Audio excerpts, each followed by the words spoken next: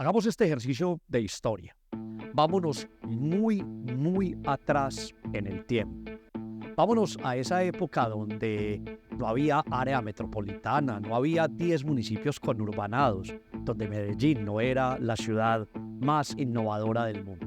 Las ciudades, y Medellín no era la excepción, eran insalubres y malolientes. Los excrementos de los humanos se mezclaban con los excrementos de los animales en las principales calles y pululaban las enfermedades. Una ciudad como Medellín se abastecía de una sola quebrada para su desarrollo. Por supuesto, estoy hablando de la quebrada Santa Elena, aquella que nuestros indígenas llamaran Aná. Pues resulta que la quebrada Santa Elena le dio la vida a Medellín, pero también la enfermó y también mató a través de epidemias a algunos de sus habitantes. Buscar entonces mejor salud pública, buscar entonces mejores aguas para quienes vivían en Medellín se convirtió en prioridad. Entonces pretendieron buscar mejores aguas arriba de la quebrada Santa Elena. Estando más cerca de aguas más limpias, escuchen esto, también había mejores y más buenos aires. El origen del nombre de este barrio nada tiene que ver con la capital de la Argentina. Tiene que ver con que en una Medellín que estaba contaminada y que estaba muy lejos de la salud pública, sus habitantes empezaron a buscar mejores y buenos aires.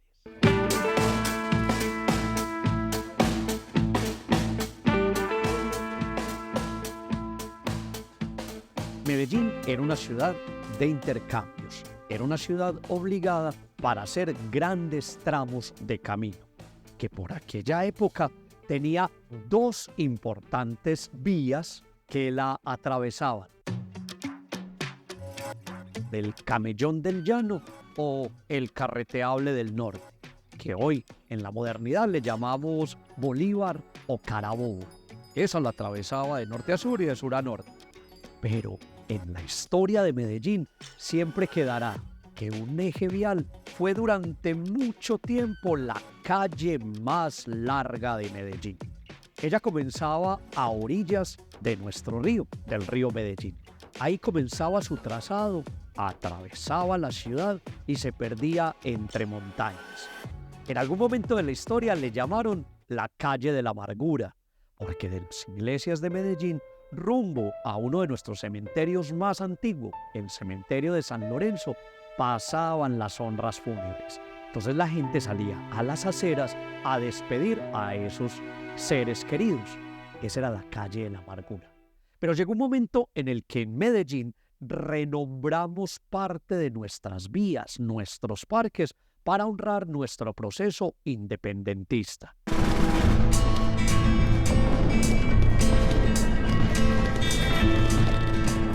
A partir de ese momento, por un decreto municipal, por un acuerdo municipal, aquella que en su momento fue llamada la calle más larga de Medellín, tuvo nombre de Batalla. Y comienza el desarrollo de este barrio. Por supuesto, estoy hablando de Ayacucho.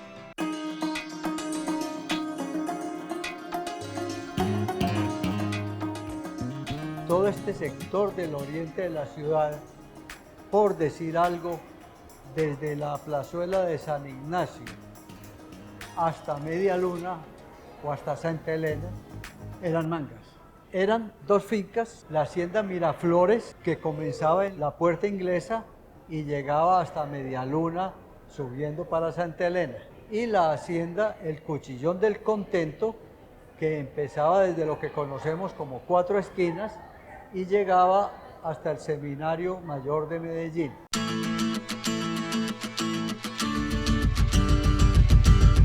La histórica hacienda Miraflores. Esa propiedad pertenecía a una familia de apellido Uribe, no emparentados con el expresidente, no emparentados con Rafael Uribe, pero sí emparentados cercanos con el médico Manuel Uribe Ángel.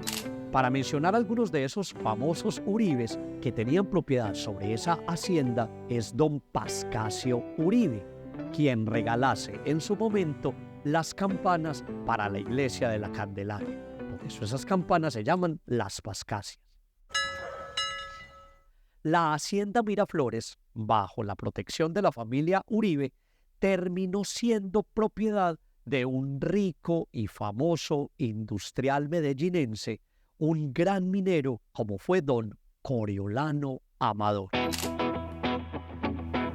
Resulta que don Coriolano se casa con la señorita heredera Uribe, doña Lorenza Uribe Lema Restrepo Álvarez del Pino de Amador Fernández.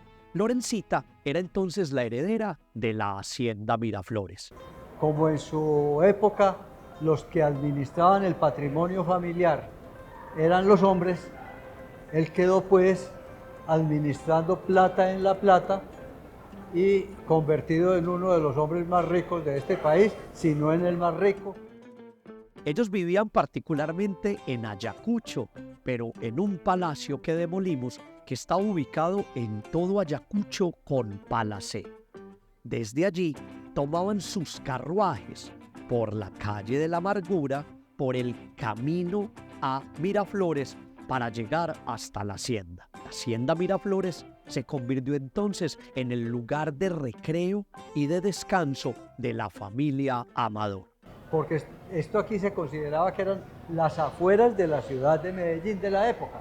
Esto estaba en las afueras. Aquí donde estamos sentados en el centro comercial La Central se puede ver la casona antigua de construcción campesina que era la casa de recreo de don Carlos Coriolano Amador y su familia.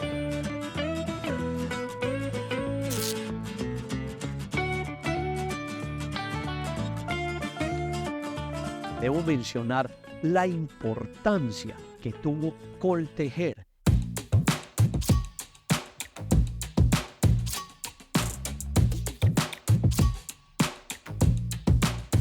La cercanía con las aguas de la quebrada Santa Elena, el que allí tuviéramos nuestra primera planta de generación eléctrica, hizo entonces que allí existiera una planta textil que en su momento de mayor esplendor podía darle incluso empleo a más de 9.000 personas.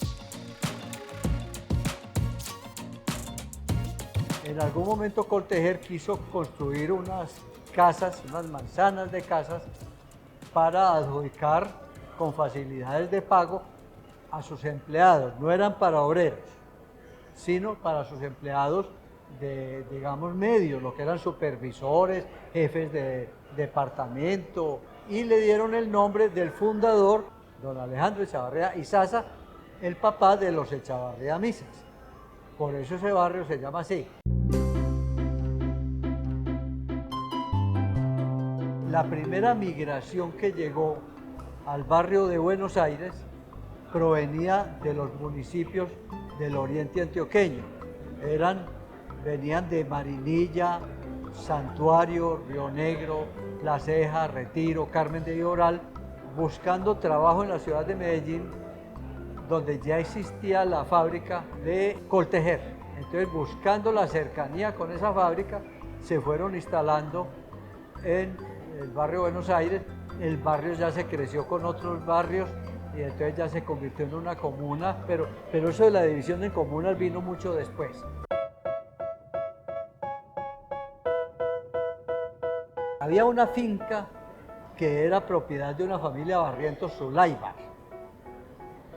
Don Mariano Ospina Rodríguez, el abuelo del presidente Mariano Ospina Pérez, estuvo casado con dos damas de esa familia que murieron sin descendencia, por lo tanto el heredero fue él. Esa finca fue comprada, adquirida por don Camilo Quijano. Donó un lote para construir casas para los trabajadores del municipio, que se llamó, con el fin de que el municipio se encargara de las calles y del acueducto y de la infraestructura. Y entonces ese barrio se llamó el barrio Quijano, el barrio de don Camilo Quijano, barrio Quijano. Pero le construyeron una iglesia, una nueva parroquia, y esa parroquia fue dedicada a Nuestra Señora de la Medalla Milagrosa. Entonces el barrio cambió de nombre y la gente le siguió diciendo el barrio La Milagrosa.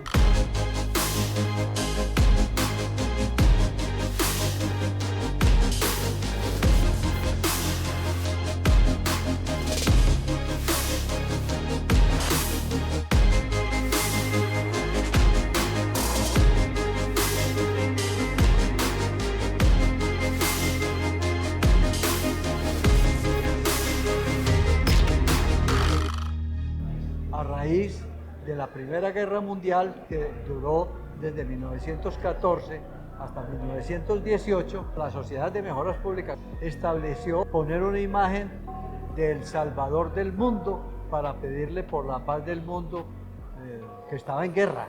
Entonces, cuando construyeron esas casas al pie, las empezaron a llamar las casas del Salvador, y ese barrio se llama en la actualidad Barrio El Salvador.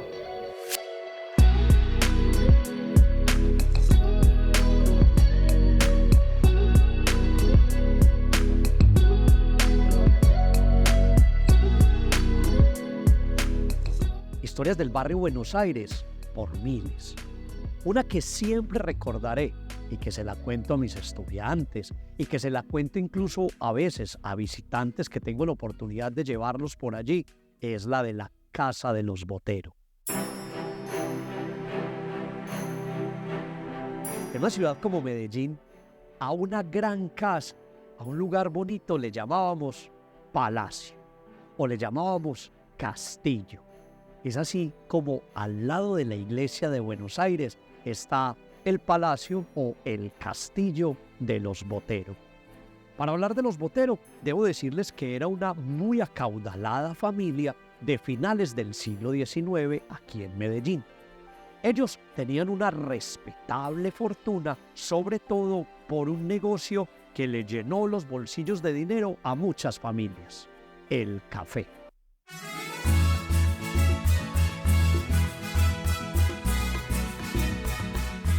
Los Botero habitaron muchas décadas aquella casa. Las hijas Botero eran conocidas porque salían a los hermosos rosales de varios colores que rodeaban la casa. Pero no eran solo las rosas las que rodeaban a esa estructura. Eran cientos de historias que se contaban, algunas de ellas mentiras agrandadas o verdades a medias. En Medellín hubo un momento en el que a esa casa le tenían terror, le tenían miedo. Porque en Medellín se regó la historia que dizque los Botero al interior de esa casa hacían sesiones espiritistas.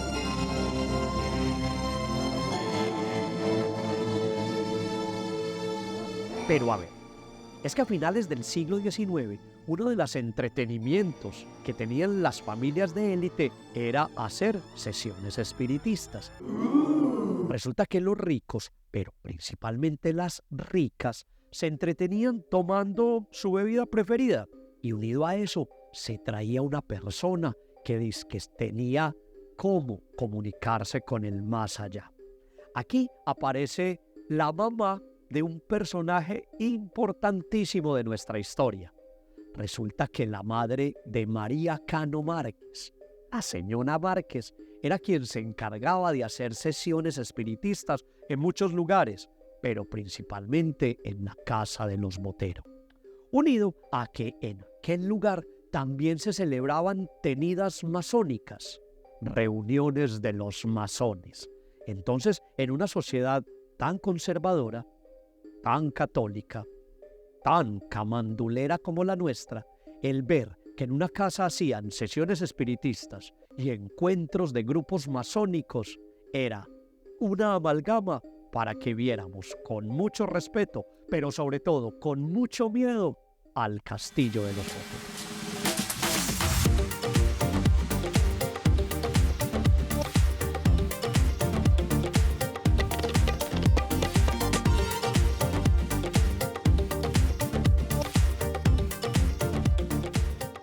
Ya la comuna no es lo que yo conocí en los días de mi niñez. Esto se pegó una crecida impresionante con el tranvía que le dio mucha vida a este sector de la ciudad. Este centro comercial de 5 pisos de locales comerciales más 2 de parqueaderos es una cosa que yo nunca se me hubiera pasado por la mente. Es que visitar el barrio Buenos Aires es también permitirnos un pedazo de la historia de Medellín, un gran disfrute gastronómico, la posibilidad de escapar de la cotidianidad, pero también una posibilidad de compartir gran parte de lo que somos, de nuestra propia historia aquí en la ciudad de Medellín.